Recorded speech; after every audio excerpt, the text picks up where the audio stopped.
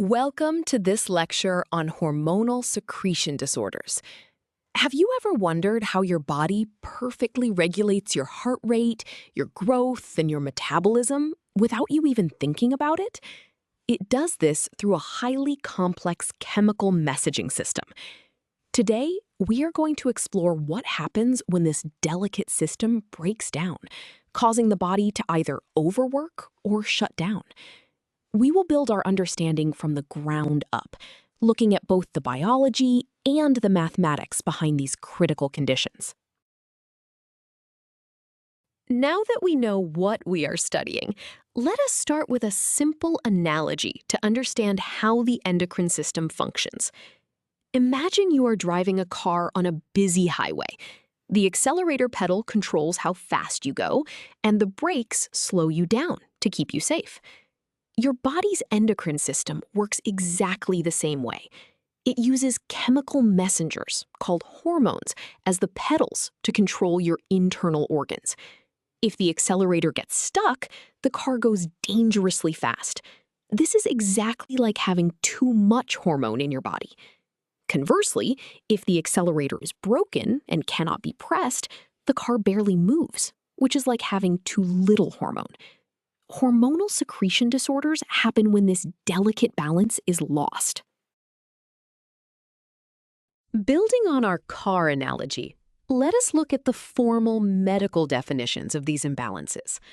In medical physiology, a hormonal secretion disorder is defined as a pathological condition where an endocrine gland produces an abnormal amount of a specific hormone, or when the target tissues fail to respond correctly. We broadly classify these into two main categories.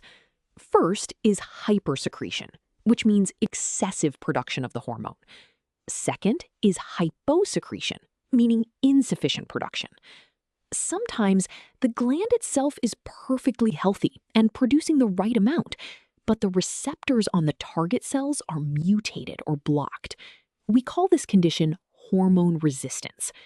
Because hormones travel through the bloodstream, a single disorder here can cause widespread systemic symptoms across the entire body. Understanding these definitions leads us to ask, why does this matter in real life? The answer is that hormones control almost everything: your growth, your metabolism, your reproductive system, and even your daily mood.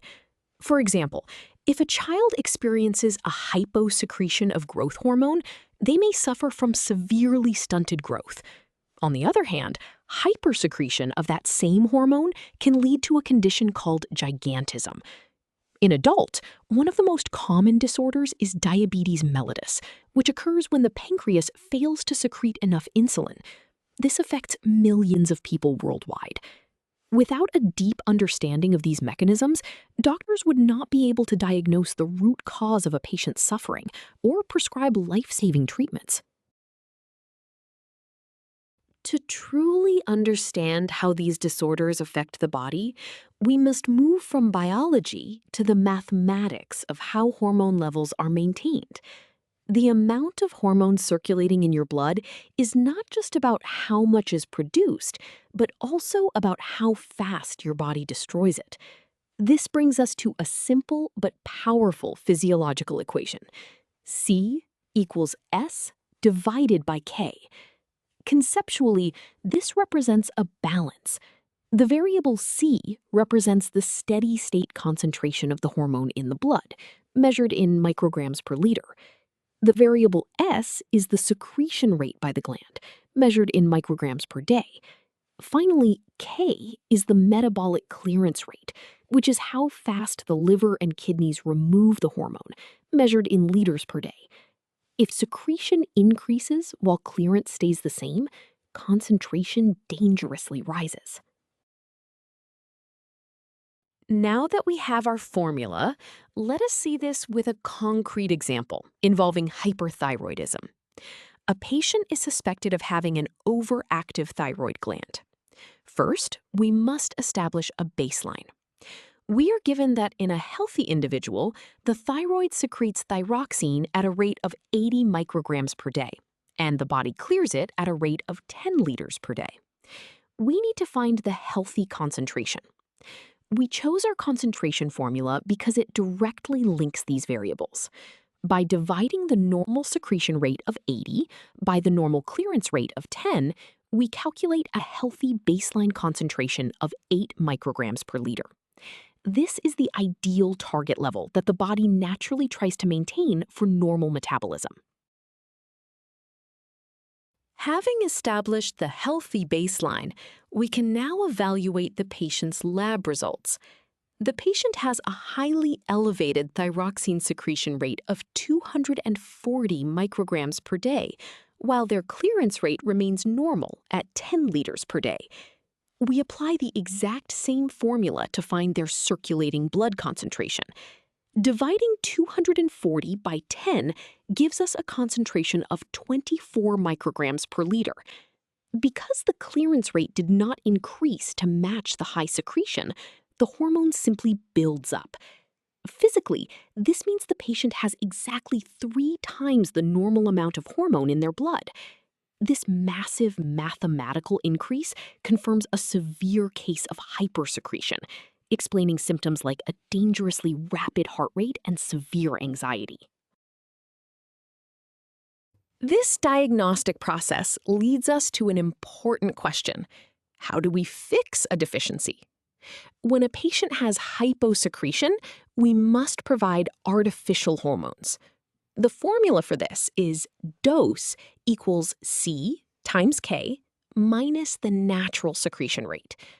Conceptually, this formula calculates the exact gap between what the body needs and what it can produce. The dose is the exogenous medication required daily. C is the target healthy concentration we want to achieve, and K is the clearance rate. Multiplying them gives the total hormone needed. We then subtract the natural secretion rate, which is the small amount the patient's failing glands are still managing to produce. If the natural secretion drops further, the required dose must physically increase to compensate. Before we move on to prove where this dose formula comes from, let us see it in action with a patient suffering from Addison's disease.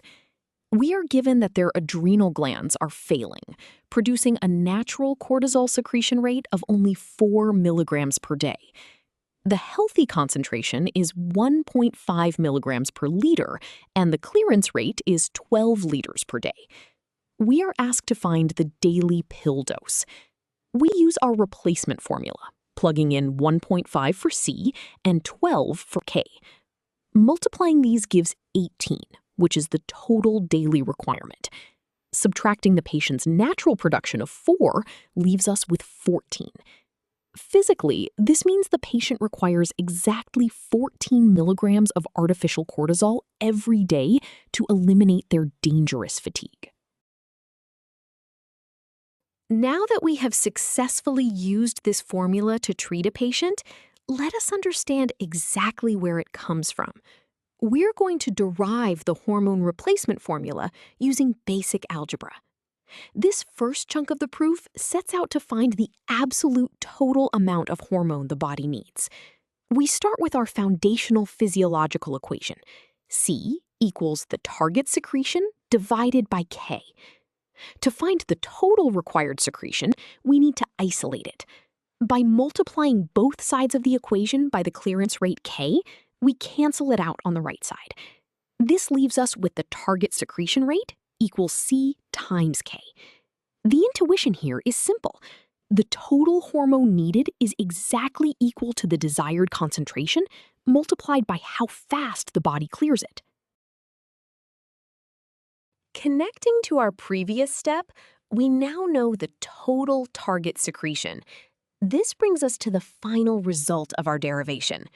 We must recognize that the total hormone in the patient's body comes from 2 sources combined: their own natural secretion plus the artificial dose we give them. Mathematically, target secretion equals natural secretion plus the dose. We substitute our previous finding, replacing target secretion with C times K. Finally, to isolate the dose, we subtract the natural secretion from both sides. This mathematical reasoning perfectly matches the biological intuition. The medicine we provide simply bridges the exact gap between what the healthy body demands and what the failing gland can supply. We have now proven our treatment formula. So, we have proven how to calculate treatments mathematically. This brings us to a visual understanding of why these disorders happen in the first place. Look at this schematic diagram of the endocrine feedback loop. At the top, you see the hypothalamus sending signals down to the pituitary gland, which then signals the target endocrine gland at the bottom. Normally, the hormone produced would travel back up to tell the brain to stop signaling. This is the return path. However, notice the large red X blocking that upward path. This represents a broken feedback loop. Because the brain never gets the stop signal, it keeps commanding the gland to work. The large red arrow at the bottom shows the result: excessive hormone production, flooding the body and causing hypersecretion. As we conclude, let us reinforce the most important ideas from this topic. First, hormonal secretion disorders occur when the delicate balance of production and clearance is disrupted, leading to either hypersecretion or hyposecretion. Second, we learned that the concentration of hormone in the blood is a direct mathematical relationship between how fast it is secreted and how fast it is cleared. Finally, and most importantly, this foundational math allows medical professionals to accurately diagnose the severity of a condition and calculate precise, life-saving hormone replacement therapies. You have now covered the full topic, from the biological concepts to the mathematical proofs that help restore patients to their normal lives.